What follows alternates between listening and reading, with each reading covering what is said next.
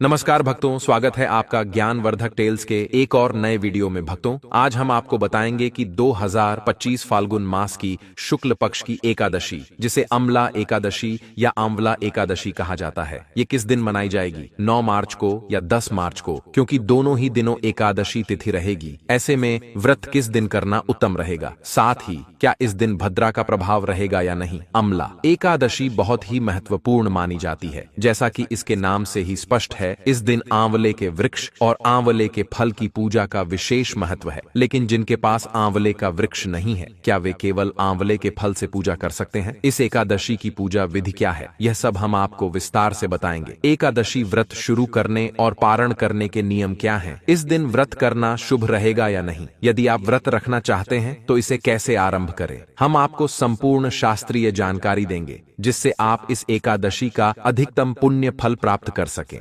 ज्ञानवर्धक टेल्स सदा आपके लिए एकादशी से जुड़ी शुद्ध और प्रमाणित जानकारी लेकर आता है, ताकि आप किसी भी भूल चूक से बच सकें। अपने व्रत की सफलता और भगवान श्री हरि की कृपा पाने के लिए कमेंट बॉक्स में अवश्य लिखें जय श्री हरि या ओम नमः भगवते वासुदेवाय। विज्ञान भी यह मानता है कि जब हम भगवान के नाम का उच्चारण या लेखन करते हैं तो हमारे जीवन में सकारात्मक ऊर्जा का संचार होता है और यह ऊर्जा हमें नई सफलता की ओर ले जाती है। अगर आपको यह वीडियो थोड़ा भी अच्छा लगे तो लाइक जरूर करें, क्योंकि आपका एक लाइक हमें प्रोत्साहित करता है और यह सुनिश्चित करता है कि हम आपको आगे भी सटीक और शास्त्र सम्मत जानकारी देते रहें। तो आइए अब बिना देरी किए अम्ला एकादशी की संपूर्ण जानकारी शुरू करते हैं। दोस्तों, आने वाली एकादशी समाप्त हुई है। आपके सामने शिवरात्रि से पहले जो एकादशी थी, उसकी विशेष पूजा विधि हमने आपको बताई थी। कुंभ की स्थापना कैसे करनी चाहिए, यह भी बताया गया था। शायद ही कोई होगा जो इस विधि से अनजान होगा। इस एकादशी की पूजा विधि और इससे जुड़ी कथाओं का क्या महत्व है,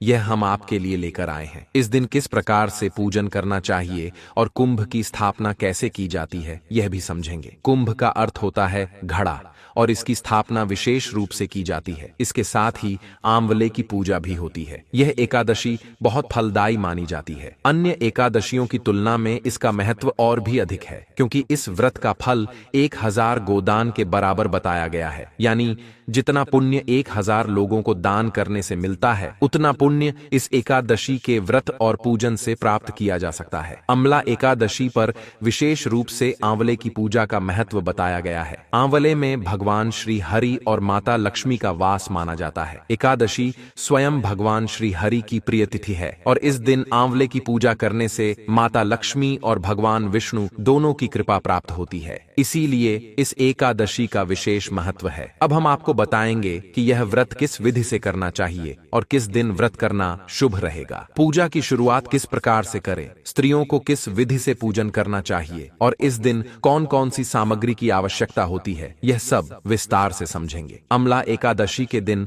आपको कुछ विशेष सामग्री जुटानी होती है। अगर आपके पास आंवले का वृक्ष है तो वह सबसे उत्तम माना जाता है। यदि आंवले का वृक्ष नहीं है तो आप किसी मंदिर में जाकर वहां के आंवले के वृक्ष की पूजा कर सकते हैं। यदि मंदिर में भी यह संभव न हो तो आंवले के फल से भी पूजा की जा सकती है। अब हम आपको बताएंगे कि यदि आप आंवले के फल से पूजन करना चाहते हैं तो उसकी विधि क्या होगी। यदि आपके पास आंवले का पौधा या वृक्ष है तो उसे कैसे पूजना चाहिए, इसकी भी पूरी जानकारी देंगे। अगर आंवले का पौधा या वृक्ष यदि उपलब्ध न हो तो आंवले का फल, रोली, मोली, पान, सुपारी, लौंग, इलायची, धूप, दीप, भगवान श्री हरि को भोग लगाने के लिए हरी मिठाई जिसमें आंवले का अंश हो तो उत्तम रहेगा, मिश्री और फल फूल और फूलों की माला यदि संभव हो, और एक तांबे का लोटा शुद्ध करके इसमें गंगा जल और स्वच्छ जल भर लें। 8 भगवान श्री हरि की तस्वीर या प्रतिमा, इन सभी सामग्री को एक थाली में सजा लें और विधिपूर्वक पूजन करें। पूजा के लिए आपको कुछ आवश्यक सामग्रियां तैयार रखनी चाहिए। आपके पास एक छोटा चम्मच होना चाहिए जिससे जल अर्पण किया जा सके। यदि अजवायन उपलब्ध हो तो उसे भी रख सकते हैं। पूजा के लिए चौकी और पीला वस्त्र भी रख सकते हैं। दीपक के लिए शुद्ध घी का दीपक जलाना उत्तम रहेगा। यदि घी उपलब्ध न हो तो तिल के तेल का दीपक भी जला सकते हैं। साथ ही धूप और एक खड़ा अक्षत भी रखें। कलश स्थापित करना आवश्यक है। आप पीतल, तांबे या किसी अन्य धातु का कलश ले सकते हैं। यदि धातु का कलश न हो तो मिट्टी का भी उपयोग कर सकते हैं। इस एकादशी में कलश दान करने की आवश्यकता नहीं होती, यह केवल पूजा के लिए रखा जाएगा। कलश के ऊपर रखने के लिए श्रीफल, नारियल लें। यदि संभव हो तो पंच पल्लव आम या अशोक के पत्ते भी रखें। सूर्योदय से पहले उठें, स्नान आदि करके मंदिर और पूजा स्थल की सफाई करें, सारी सामग्री एकत्र कर लें और उत्तर दिशा की ओर मुख करके बैठें। यदि उत्तर दिशा संभव न हो तो पूर्व दिशा की ओर भी बैठ सकते हैं। यदि आपके पास लकड़ी की चौकी है तो उसे रखें और उस पर पीला वस्त्र बिछाएं। यदि लकड़ी की चौकी या वस्त्र उपलब्ध न हो तो आप पृथ्वी पर भी भगवान का पूजन कर सकते हैं। हम हमेशा ऐसी पूजा विधि बताते हैं जिसे कोई भी व्यक्ति कम से कम संसाधनों में भी कर सके। एकादशी का पूजन ऐसा होना चाहिए जिसे हर कोई अमीर हो या गरीब आसानी से कर सके। इसलिए यदि आपके पास चौकी या अन्य सामग्री नहीं है तो पृथ्वी को शुद्ध करके वहीं पूजा कर सकते हैं। पूजा स्थल और सामग्री को शुद्ध करने के लिए पहले गंगा जल या स्वच्छ जल लें, एक पुष्प लें और जल को चारों ओर छिड़क दें। यह शुद्धिकरण पवित्रीकरण के लिए आवश्यक होता है। ओम अपवित्र पवित्रो व सर्वावस्था गतोपि वा यह स्मृत पुंडरीकाक्षम सबाह्याभ्यंतरः शुचि।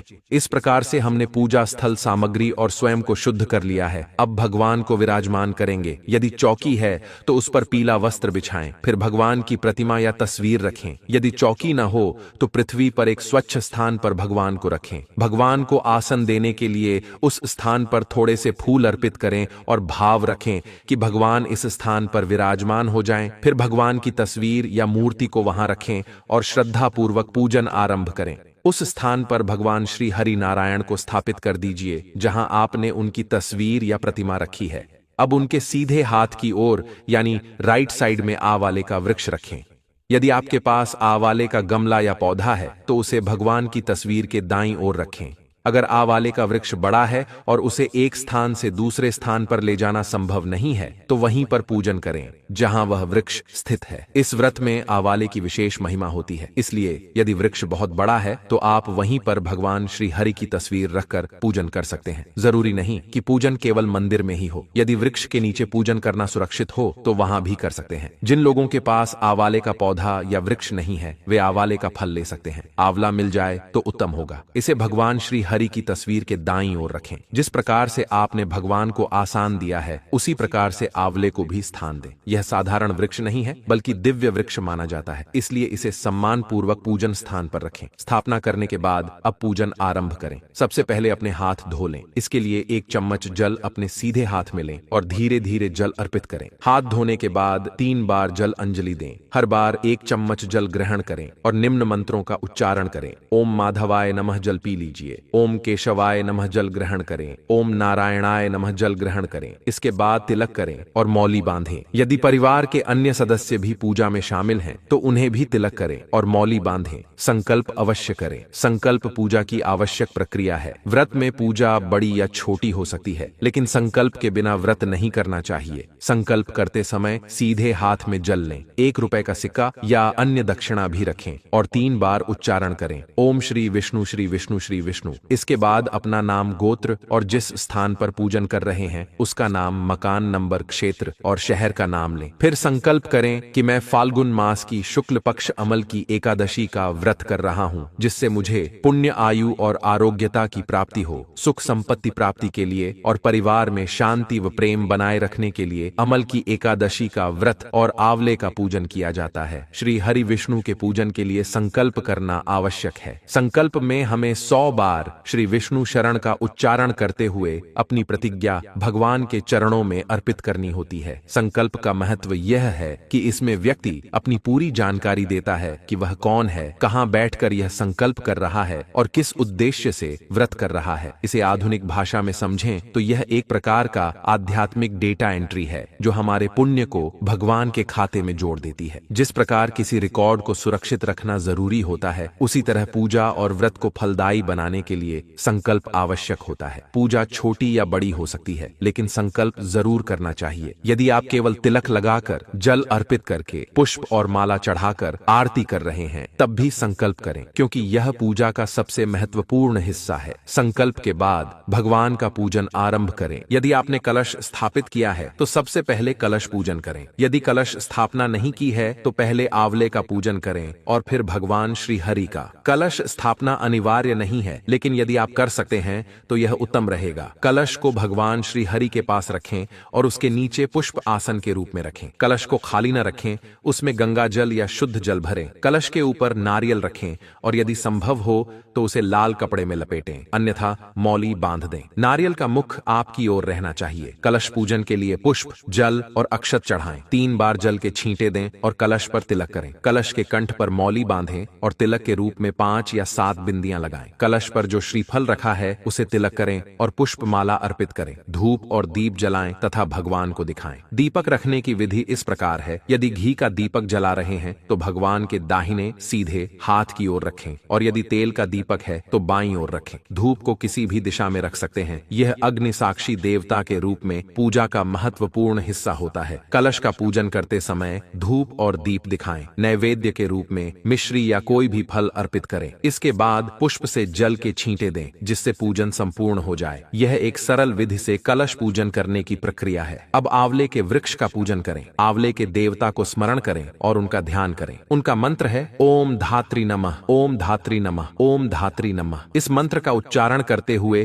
पूजन आरंभ करें। यदि आंवले के फल पर पूजन कर रहे हैं तो उसे किसी कटोरी या थाली में रखें ताकि जल इधर उधर न गिरे। यदि वृक्ष की पूजा कर रहे हैं तो जल को जड़ में अर्पित करें। मंत्र के साथ जल अर्पित करने के लिए पहले 1 चम्मच जल लें और छोड़ दें। जो वृक्ष में पूजा कर रहे हैं वे जल जड़ में डालें और जो फल पर पूजा कर रहे हैं वे फल पर जल अर्पित करें। जल अधिक न डालें, केवल थोड़ा सा समर्पित करें। अब आंवले को स्नान कराएं। जो फल पर पूजन कर रहे हैं वे 1 चम्मच जल अर्पित करें और जो वृक्ष की पूजा कर रहे हैं वे जड़ों में जल डालें। फिर दूध से स्नान कराएं और पुनः शुद्ध जल से स्नान कराएं। अब आंवले के वृक्ष को तिलक करें। वस्त्र के रूप में कच्चा सूत लेकर 5 बार लपेट सकते हैं या मौली बांध सकते हैं। यदि पुष्प उपलब्ध हैं तो पुष्प अर्पित करें। धूप और दीप दिखाएं। नैवेद्य के रूप में फल, मिठाई या मिश्री अर्पित करें। फिर पुनः 1 चम्मच जल लेकर अर्पित करें। इसके बाद आंवले देव को प्रणाम करें और इस प्रकार आंवले का पूजन संपन्न करें। अब भगवान श्री हरि का पूजन आरंभ करें। उनके सामने भी एक कटोरी रखें ताकि उसमें जल अर्पित कर सकें। हम आपको मंत्र बताएंगे। आपको पहले ही बताया गया होगा कि जल कैसे अर्पित करना है। ओम मध्य समर्पयामि मंत्र के साथ जल अर्पित करें। भगवान को केवल जल से स्नान कराएं, दुग्ध स्नान नहीं होगा। इसके बाद भगवान श्री हरि को चंदन का तिलक करें, रोली का नहीं। अब भगवान को पुष्पमाला अर्पित करें और पुष्पम समर्पयामि मंत्र बोलें। फिर धूप और दीप जलाकर भगवान को दिखाएं। नैवेद्य के रूप में आप कोई भी फल अर्पित कर सकते हैं। यदि आपके पास आंवला है तो भगवान श्री हरि को आज के दिन आंवला अर्पित करें। मिठाई भी चढ़ा सकते हैं। इसके बाद 1 चम्मच जल लें और भगवान को अर्पित करें। भगवान को पान अर्पित करने के लिए पान का पत्ता लें, उसकी डंडी तोड़ दें, उसमें 2 लौंग, 2 इलायची और 1 सुपारी रखें। फिर इसे भगवान को समर्पित करें। दक्षिणा के रूप में कुछ अर्पित करें और भगवान को प्रणाम करें। इस प्रकार हमने एकादशी का पूजन पूर्ण किया। यह व्रत 2 दिवसीय होता है। आज हमने स्थापना की है और भगवान का विसर्जन कल होगा। विसर्जन के समय पुष्पांजलि अर्पित करना आवश्यक होता है, जिसकी विधि हम आपको जरूर बताएंगे। अब जानते हैं कि व्रत किस दिन करना है और शुभ मुहूर्त क्या रहेगा। एकादशी तिथि प्रारंभ होगी 9 मार्च को सुबह 7:04 पर और समाप्त होगी 10 मार्च को सुबह 7:04।